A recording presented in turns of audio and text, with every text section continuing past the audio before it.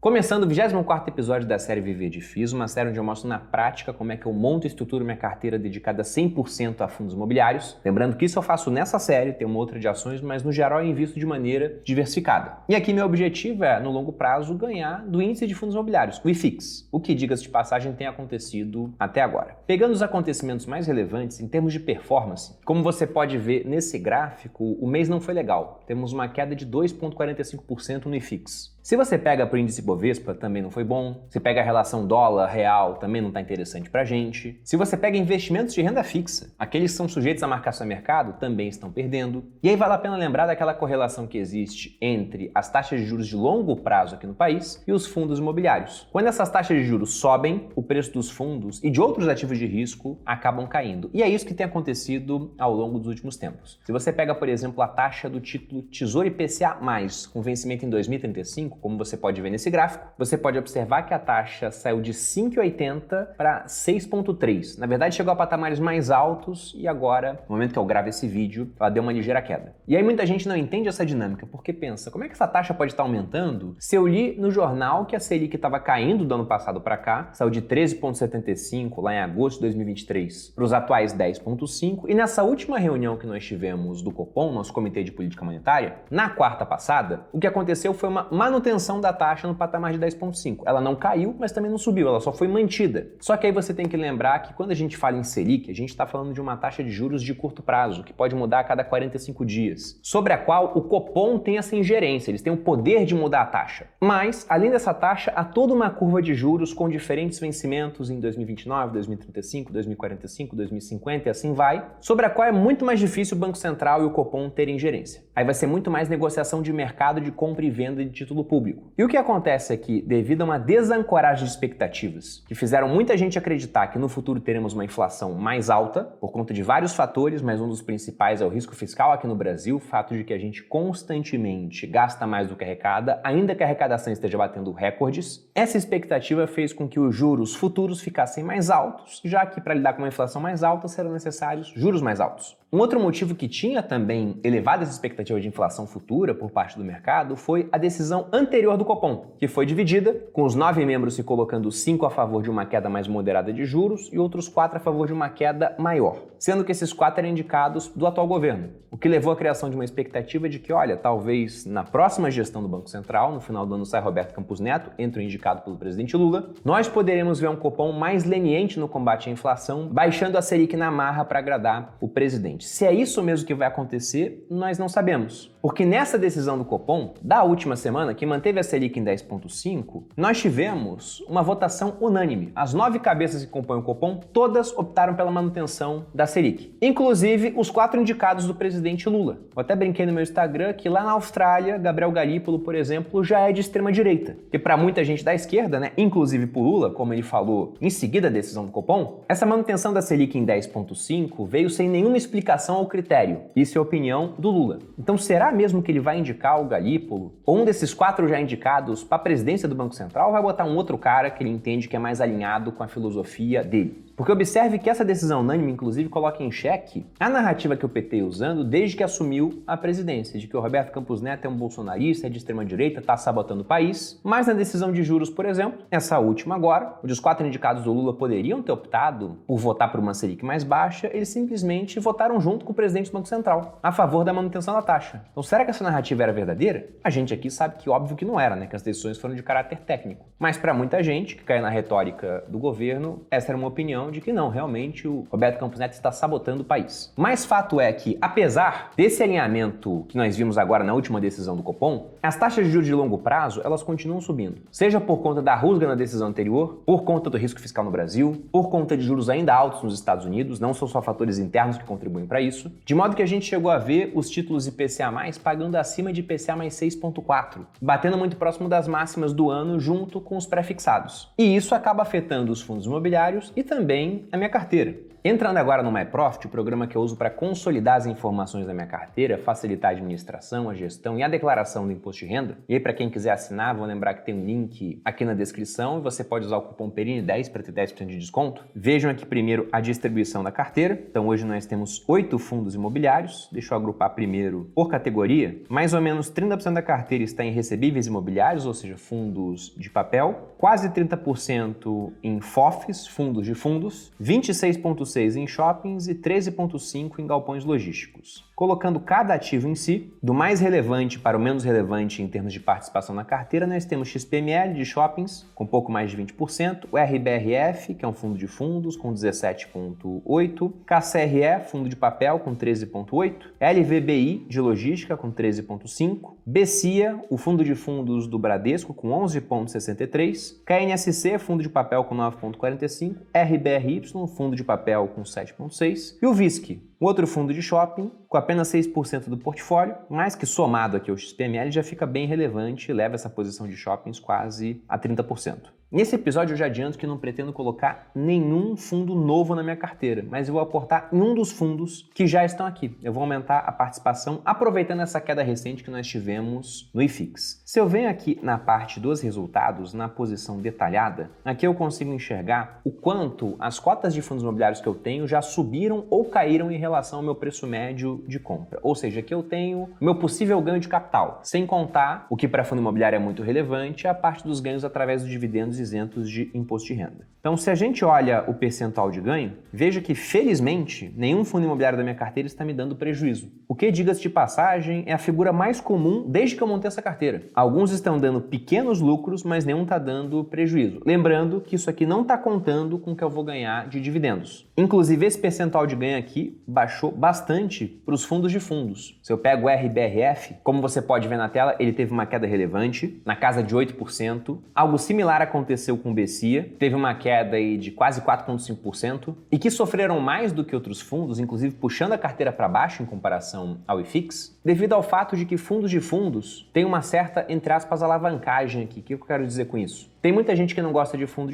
porque fala, eu tô pagando taxa para que esse fundo compre outros onde eu vou pagar taxa também. Só que em momentos onde você tem um grande desconto patrimonial, como esse momento que a gente enxerga agora, você está comprando um fundo que tem R$100 de patrimônio por 80, por 90, sendo que o patrimônio desse fundo são outros fundos que também estão descontados, então você paga taxa sobre taxa para pegar desconto sobre desconto. E esse desconto estava fechando, enquanto os juros estavam em queda aqui no Brasil. Na hora que os juros começam a aumentar, o preço dos fundos cai, principalmente os fundos de tijolo, e vários desses fundos de fundos, como por exemplo o RBRF e o BC que eu tenho na carteira, investem também em fundos de tijolo, ou seja, fundos imobiliários que têm de fato imóveis, não é só papel lá dentro. E a hora que esses fundos caem, o fundo de fundos vê o seu patrimônio baixar, mas ele em si cai também. O que acabou nesse período negativo contribuindo para diminuir a rentabilidade da carteira. Mas nada que não fosse esperado, nada que eu considere uma tragédia, até porque são ativos que eu acredito que no longo prazo vão me dar, assim como deram em outras épocas, uma boa rentabilidade. Então gosto de usar alguns fundos de fundos até para ter mais diversificação na minha carteira. Sobretudo quando eu vejo que essa gestão ativa do fundo ela é bem feita. Indo agora para a parte de dividendos, na opção painel de proventos, vou colocar aqui no período recebidos nos últimos 24 meses para pegar tudo. Veja que no período eu recebi R$ 82.880,85 e o meu yield on cost, ou seja, o que eu recebi de dividendo comparado ao meu preço médio de compra, está em 12,13%.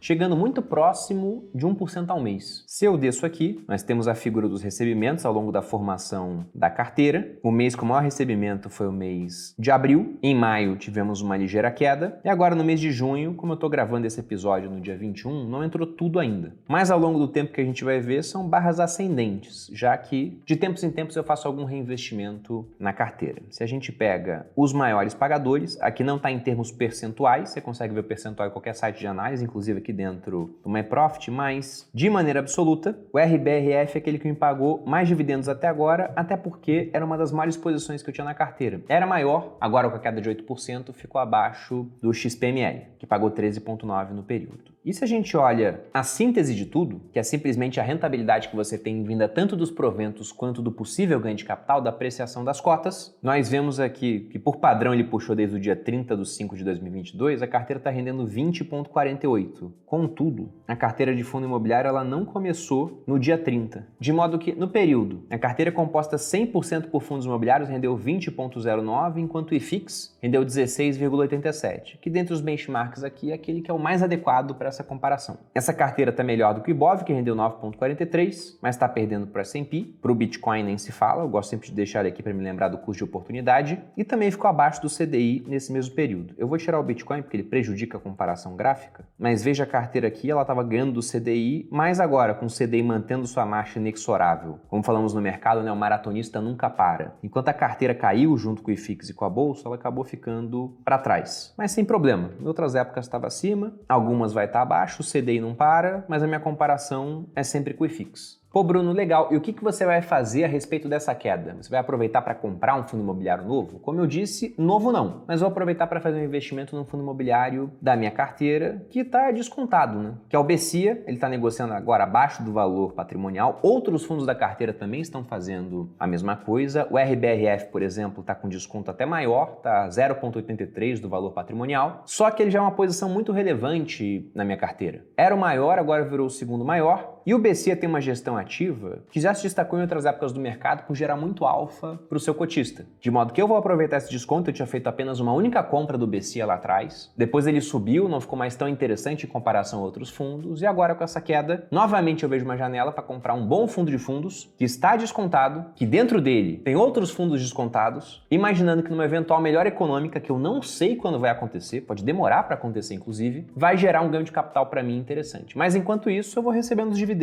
que nos últimos 12 meses foram na casa de 10%. Então, para isso, já estou com o home broker da corretora Rico aberto. E no começo do vídeo, na verdade, antes de gravar, eu já tinha dado a ordem porque eu achei que ia demorar para executar. Então, eu coloquei 250 cotas a R$ 102,42 e a ordem já foi executada. Então, comprei 250 cotas do BCIA, já estão na minha carteira. No próximo episódio, eu atualizo vocês. E para fechar, só vou lembrar de como essa questão do aumento dos juros, dessa taxa de desconto, ela impacta os fundos imobiliários através de uma fórmula chamada modelo de Gordon. Para quem não conhece esse modelo, ele é uma fórmula de precificação para fundo imobiliário, onde ele fala o seguinte, né, que o preço é igual ao dividendo, aí tem gente que usa os dividendos pagos nos últimos 12 meses ou expectativa de dividendo, dividido pela taxa de desconto menos o crescimento dos dividendos. Vou supor os seguintes dados, em dois cenários para que você possa entender como a subida de juros de longo prazo, apesar da Selic estar parada, atrapalha os fundos imobiliários. Imagine que tem um certo fundo imobiliário que distribuiu R$10 de dividendos ao longo dos últimos 12 meses e que a taxa de desconto no período, e aqui eu vou pegar simplesmente aquela taxa pré-fixada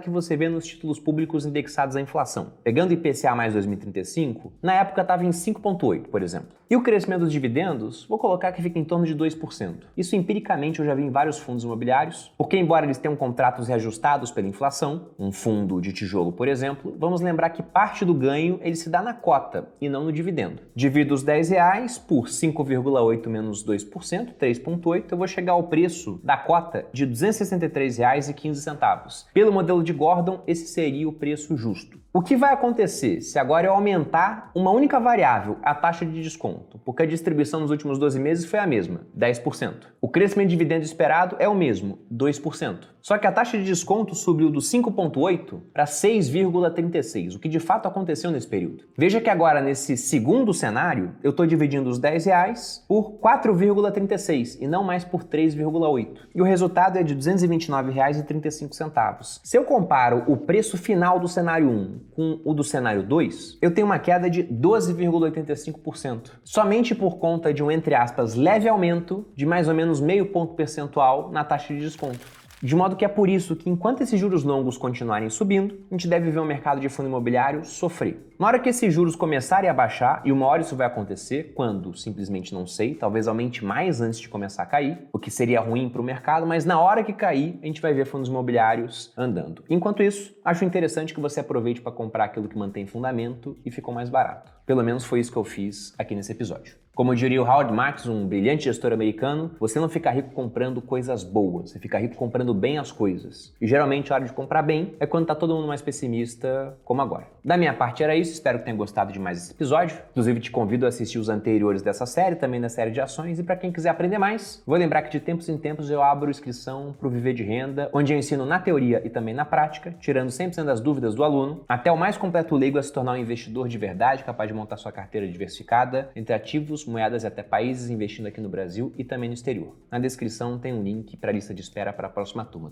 26. Eu fico por aqui, um grande abraço e até a próxima.